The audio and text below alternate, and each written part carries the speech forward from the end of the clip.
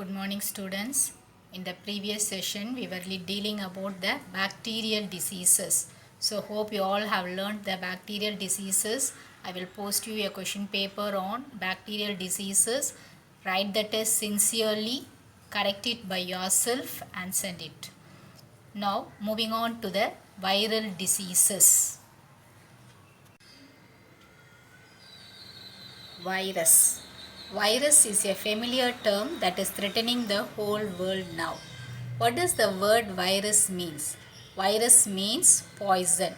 Virus cannot be grouped into a prokaryote or a eukaryote. Prokaryote னு சொல்ல முடியாது, eukaryote னு சொல்ல முடியாது. லிவிங் செல்லுன்னு சொல்ல முடியாது, நான் லிவிங் செல்லும் சொல்ல முடியாது.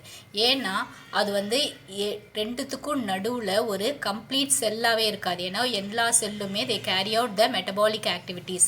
பட் இந்த வைரஸ் என்ன பண்ணுன்னா ஒரு லிவிங் செல்லுக்குள்ளே போயிட்டு அந்த செல்லோட ஃபுட்டு அந்த செல்லோட இதுவாகவே மாறி அது வந்து செயல்பட ஆரம்பிக்கும். So they are not grouped into any thing. So what are they actually? They are very tiny microorganisms which are very smaller than bacteria. அது ரொம்ப டைனியாக இருக்கிறதுனால we cannot see them through the ordinary microscope. We can see them only through the electron microscope. So what are viruses? Viruses are smallest obligate intracellular parasites which multiply within the living cells. Obligate intracellular parasites. ஏன் obligate intracellular parasites அதை சொல்கிறோன்னா ஒரு living செல்லுக்கு வெளியே அது வந்து எப்படி இருக்கும்னா டார்மெண்ட்டாக ஸ்டேட்டிக்காக எந்த இதை செயல்பாடும் இல்லாமல் அப்படியே இருக்கும்.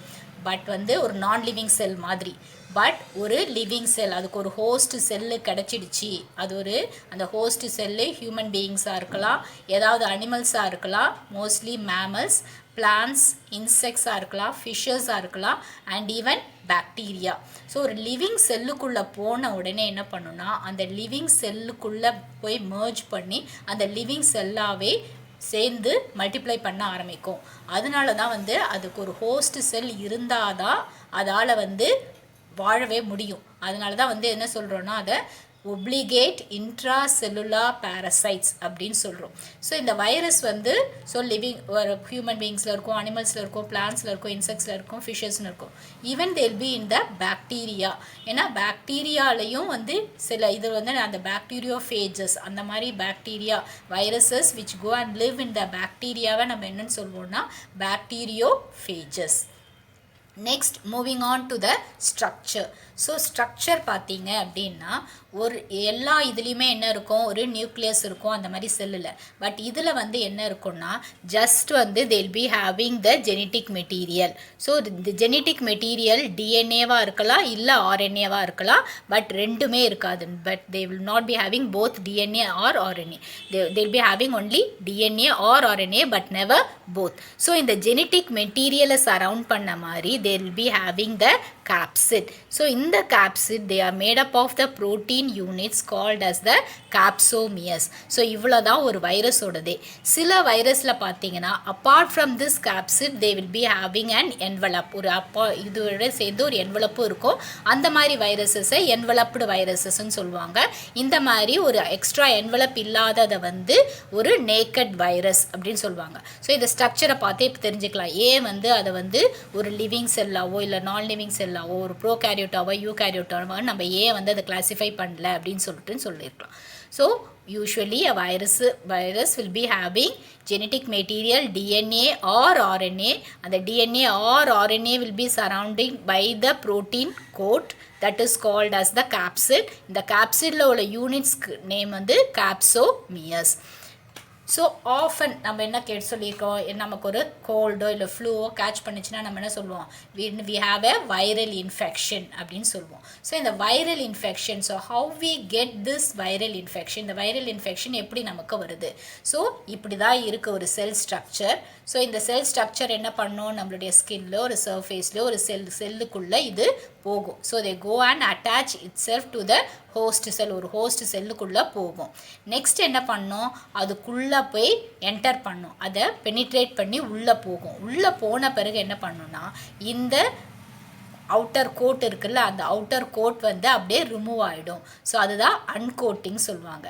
நெக்ஸ்ட் என்ன பண்ணோம்னா, இந்த ஜெனட்டிக் மெட்டீரியல் டிஎன்ஏவாக இருந்தாலும் சரி ஆர்என்ஏவாக இருந்தாலும் இந்த வைரல் ஜெனட்டிக் மெட்டீரியல் வந்து என்ன பண்ணும், ஹோஸ்ட் செல்லோட நியூக்ளியஸில் உள்ள ஜெனட்டிக் மெட்டீரியல் டிஎன்ஏ இருக்கும், அந்த டிஎன்ஏவோட சேர்ந்து பிளெண்ட் பண்ணி அந்த ஹோஸ்ட் செல்லாகவே மாறி அதுக்கப்புறமா டிவைட் பண்ண ஆரம்பிக்கும். ஸோ இதை தான் வந்து நம்ம என்னன்னு சொல்லுவோம்னா பயோசிந்தசிஸ். இந்த genetic material, viral genetic material நம்ம ஹோஸ்ட் செல்லோட ஜெனட்டிக் மெட்டீரியலோட போய் மர்ஜ் ஆகிறதுக்கு பேர் தான் என்னது, பயோசிந்தசிஸ். ஸோ அந்த ஹோஸ்ட் செல்லுக்குள்ளே போய் அந்த ஹோஸ்ட் செல்லாகவே மாறி இப்போ அந்த வைரல் செல், அந்த வைரல் செல்லாக நம்ம உடம்புல உள்ள செல்லும் மாறிடுது. அதுக்கப்புறம் என்ன ஆகும், இந்த செல் மல்டிப்ளை ஆகும். அப்படியே மல்டிப்ளை பண்ண தான் நமக்கு வந்து இன்ஃபெக்ஷன் வரும். So now we have understood how they infect us. Now we will move on to the viral diseases that is threatening the whole world. So whole worldலையும் பார்த்தீங்கன்னா நம்ம இது வரைக்கும் நிறைய டிசீசஸ் பற்றி கேள்விப்பட்டிருப்போம். ஃபர்ஸ்ட் வந்து என்னதுன்னா எபோலா வைரஸ். ஸோ இந்த எபோலா வைரஸ் பார்த்திங்கன்னா ஃபர்ஸ்ட் ஆஃப்ரிக்காவில் 1976 வந்து வந்துச்சு. ஸோ இது வந்து ஃபர்ஸ்ட் வந்து பேட், ஒரு யங் பாய்க்கு வந்து பார்த்திங்கன்னா அவன் பேட்டோட மீட்டை சாப்பிட்டதுனால வந்துச்சு. So this spreads by touch. So அந்த இன்ஃபெக்டட் பேஷண்ட்டை டச் பண்ணும் போதே அப்படியே ஸ்ப்ரெட் ஆகிடும். So the symptoms are headache, throat pain, and it will affect the whole body, and finally there will be bleeding in the nose and death within 12 days. So in the full action take out பண்றதுக்கு it will take 12 days. So America எல்லாமே சேர்ந்து இதுக்கான vaccine கண்டுபிடிச்சி இந்த இதை வந்து they have controlled it. But last case வந்து பார்த்தீங்கன்னா யுகாண்டாவில் in 2012 வந்துச்சு. So far we didn't come across any viral infection of Ebola.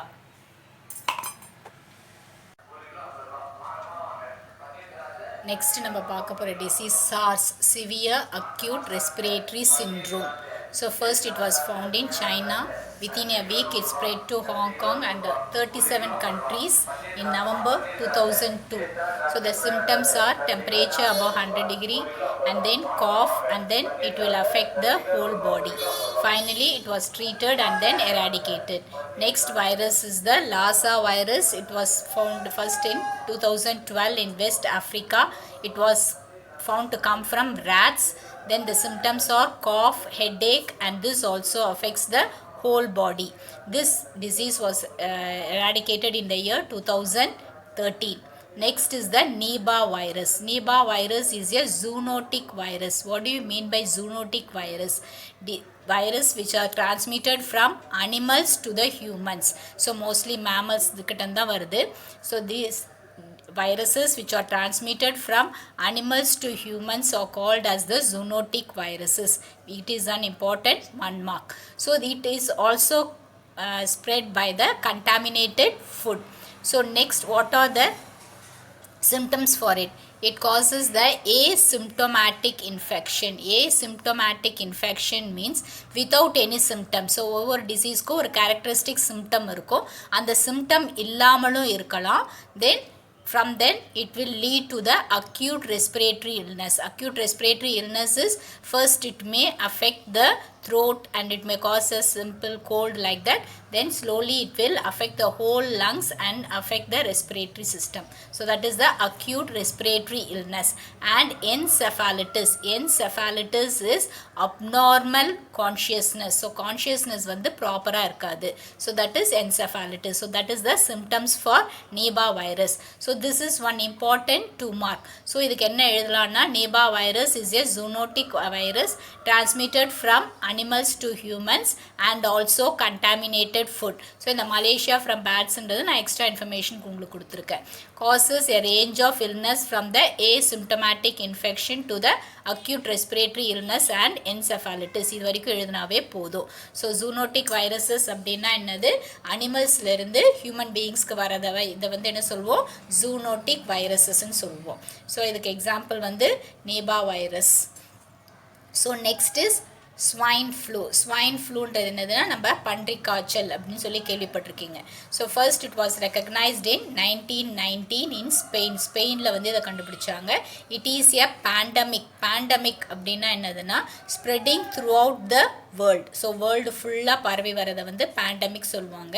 So it still circulates as a seasonal flu. So சீசனில் வந்து they get. So this is still found. So it is first found, it was told that it was found in the duck, and then from the duck it was transferred to the pig and pig to the humans. So இப்போ வந்து பிக்ல இருந்து தான் human பீயிங்ஸ்க்கு வருது. So அதனால தான் இதை வந்து பன்றி காய்ச்சல் அப்படின்னு சொல்கிறாங்க. So this is the virus which causes it is the H1N1 virus. So what are the symptoms for it is fever, cough, sore throat, chills, weakness and also body aches. So இதுவும் பார்த்தீங்கன்னா through contact it spreads. So next is the COVID-19. So இப்போ நம்ம வந்து எல்லாருமே பயந்து வீட்டுக்குள்ளே உட்காந்துட்டு இருக்கிற இந்த COVID-19 disease. So it is caused by the coronavirus. So it was first found in the Wuhan city of China in December 2019 இது பண்ணாங்க. ஸோ பட் வந்து சைனா வந்து அதை 2020 ஜான்வரியில் தான் வந்து அவங்க கண்ட்ரியில் இப்படி ஒரு டிசீஸ் இருக்குது, ப்ரிலவெண்ட்டாக இருக்குதுன்னு சொல்லி சொன்னாங்க. So what are the symptoms for it is fever, cough, sore throat, then also the breathing problems.